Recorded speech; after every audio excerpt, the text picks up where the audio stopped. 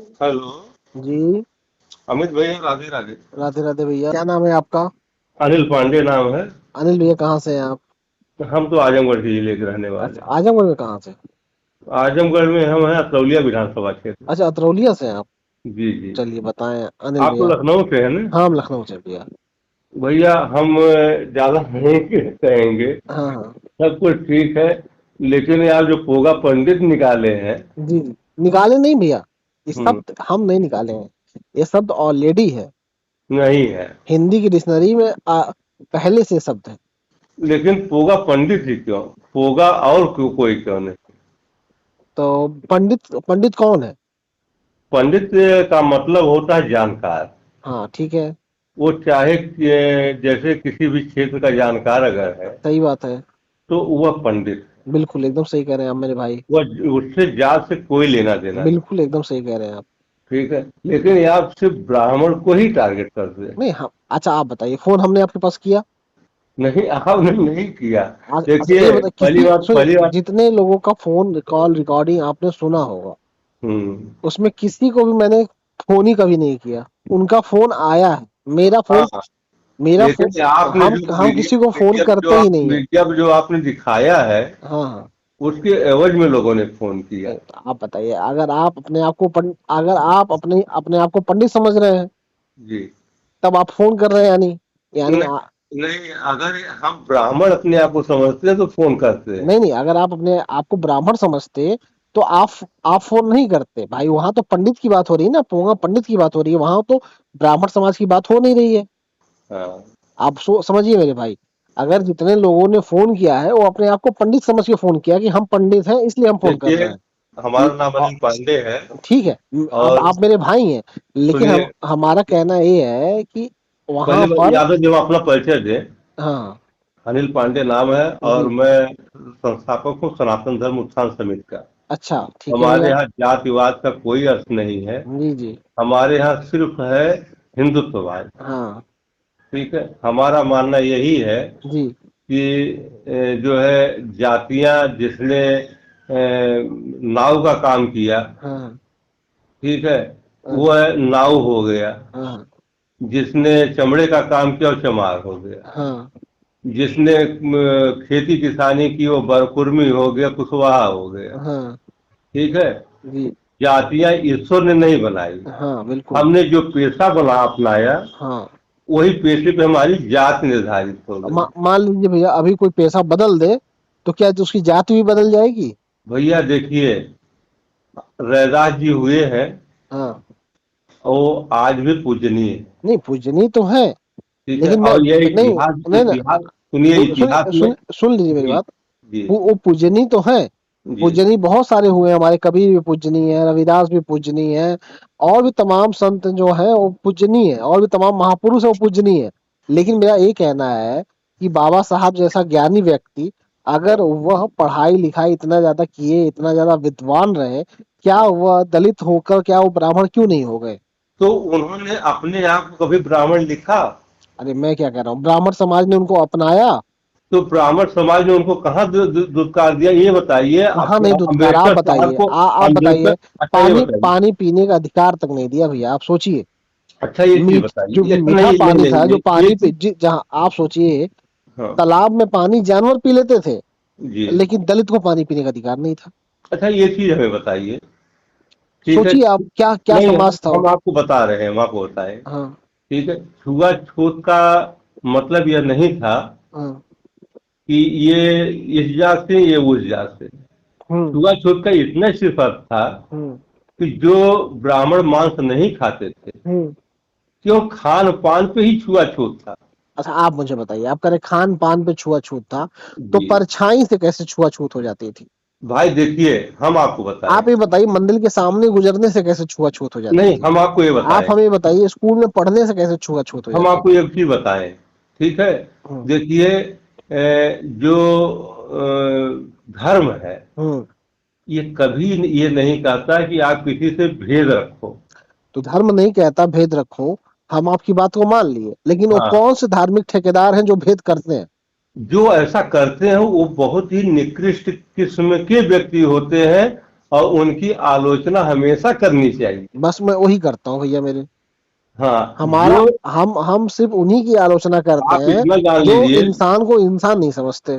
जो हम उन्हीं की आलोचना करते हैं आप जो इतना जान दो लीजिए, इंसानों के बीच जाति का भेदभाव रखते हैं, ऊंच नीच रखते हैं, छूत रखते हैं।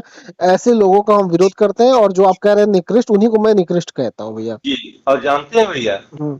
कम से कम एमपी में 50 गांव होगा, हम्म। केवट होंगे, चमार होंगे, बैस होंगे, धैकार होंगे। हम्म। आग अगर कोई वहां पे हमारे ऊपर उंगली उठा दे, हम्म। तो शायद वो बेइज्जत होके ही वहां से जाएगा। हम्म। और वो 2.5 साल कम से कम हमारी ये पाइपलाइन का हमने काम करवाया था यहाँ पे, हम्म। पतरौलिया उतरौलिया में 7 जगहों पे। हम्म। 40 लेबर हमारे यहाँ बराबर काम करती थी। हम्म। उनके साथ उठना, उनके साथ बैठना, उनके साथ खाना, हम्म। मतलब उनको आज भी उनसे पूछिए कि अगर पंडित जी, हमें पंडित जी कहते हैं, हम्म। अगर पंडित जी को आप क्या मानते हो, तो वो सारे यही कहेंगे वो हमारे बड़े भैया हैं। हम्म। कभी भी हमने, जितने गांव में भी हमने काम किया, हर कास्ट के लोग मिले हैं, मतलब चाहे जो भी पाइपलाइन का काम हर हम्म। कास्ट में मिलता था। देखिए भैया, मैं आपको बताऊं, ये आपका अच्छा स्वभाव है, और इसका सम्मान सब लोग को करना चाहिए, सब लोग करते हैं। हमारे आप अच्छे व्यक्ति हैं। आप अच्छा काम करते हैं, इसका हम भी सम्मान करते हैं, और इसके लिए आपको हम बहुत बधाई देते हैं कि आप इस लेकिन जातिवाद से हटकर, इस जातिवाद को हटाकर आप इंसानियत को आगे रखते हैं। लेकिन और माननीय व्यक्ति जो है, मैं एक आपको चीज हम बताऊं, आपसे रिक्वेस्ट करेंगे। एक मेरा रिक्वेस्ट सुन लीजिए आप। जी। मेरे पास दिन भर में 200 से ज्यादा फोन आता है वो पर तो डे। आप मेरे कॉल डिटेल कोई निकलवा के देख ले, पर डे 200 से ज्यादा फोन है। इनकमिंग है, आउटगोइंग तो बहुत कम है, मुश्किल से 8 9 10 आउटगोइंग होगी, लेकिन इनकमिंग 200 से ज्यादा है। जी। और इसमें आपको मैं बता दूं कि कम से कम कुछ नहीं भैया, तो 180 लोग हमें बधाई देने के लिए फोन करते हैं, और उस 180 में कम से कम 20 ब्राह्मण समाज के हमारे भाई होते हैं जो बधाई देने के लिए फोन करते हैं। जी। जी। और 10 लोग ऐसे होते हैं जो हमसे जानकारी लेने के लिए या देने के लिए बताते हैं कि भैया ये जो आपने कहा था, इसके आगे का मामला ये है, इसके पीछे का मामला ये है।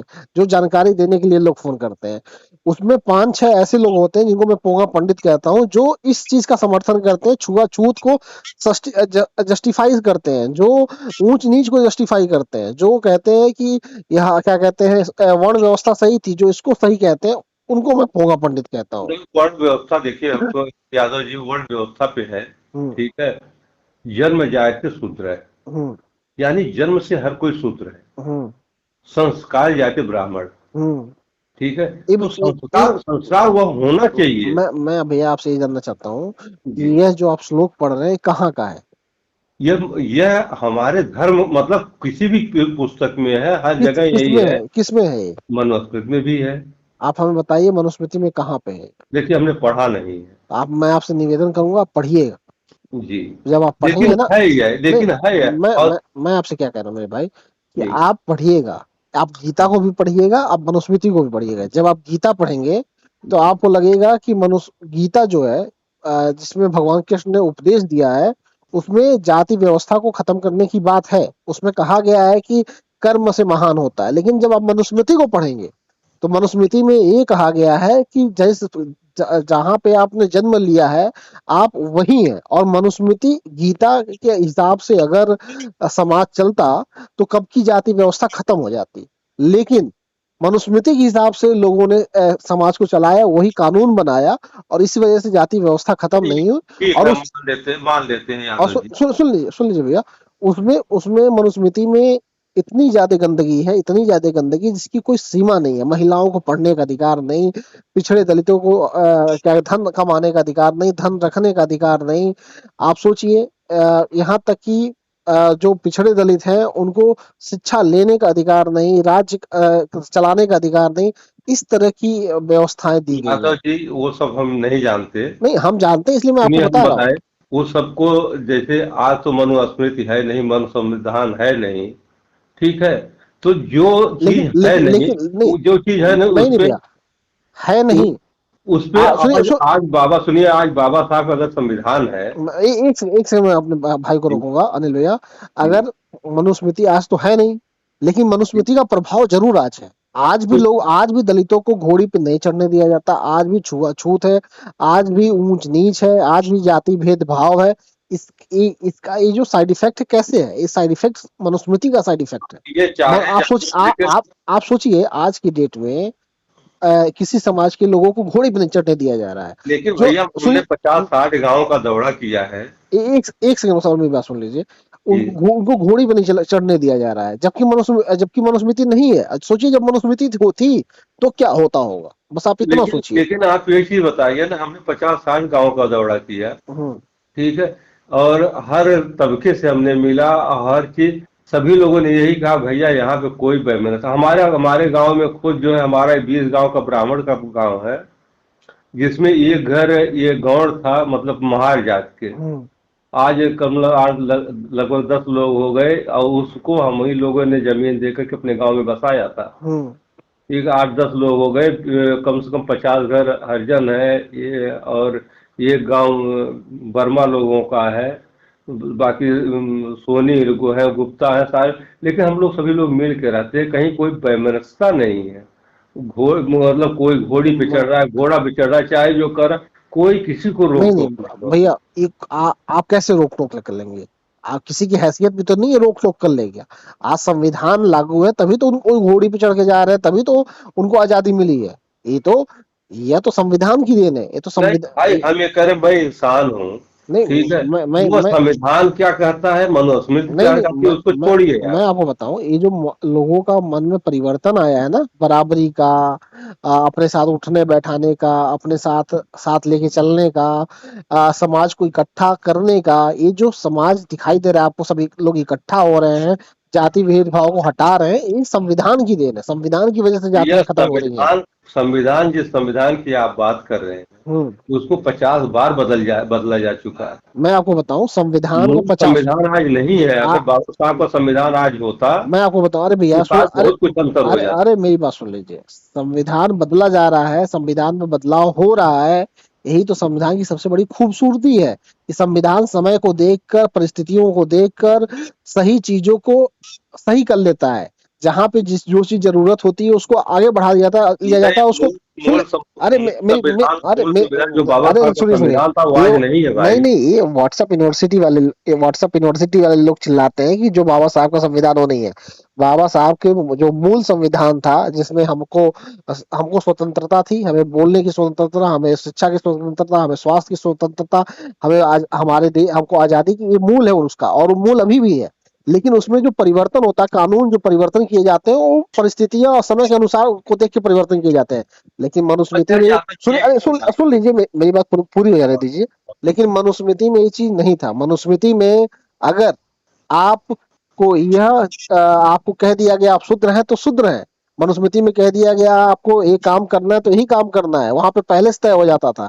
लेकिन संविधान हमारा इतना अच्छा है, इतना महान है कि वो इतना विशाल है कि आपकी रक्षा भी करता है, आपको संरक्षण भी देता है, आपको आजादी भी देता है, और आपको आगे बढ़ने की ताकत भी देता है। लेकिन मनुस्मृति में ये चीज नहीं थी। मनुस्मृति अरे सुन लीजिए मनुस्मृति है क्या, ये हम बताएं आपको। मैं आपको बताऊं क्या है मनुस्मृति। मनुस्मृति जो है वो सड़ी हुई लकड़ी की जैसी है, नहीं, हम बताएं जिसमें आपको, दीमक लगा रहता है कि आपको वो कभी ठीक कभी है, वो आपको कभी आपका साथ नहीं दे सकती, कभी आपका संरक्षण नहीं कर सकती, वो हमेशा आपको तोड़ेगी, समाज को जैसे तोड़ा जाता है। ठीक है, और लेकिन मनुस्मृति क्या संविधान है क्या है? भाई, संविधान एक हरा भरा पेड़ है जिसमें फल लगता है, जो छाया भी देता है, ताकत भी देता है, आपकी रक्षा भी करता है।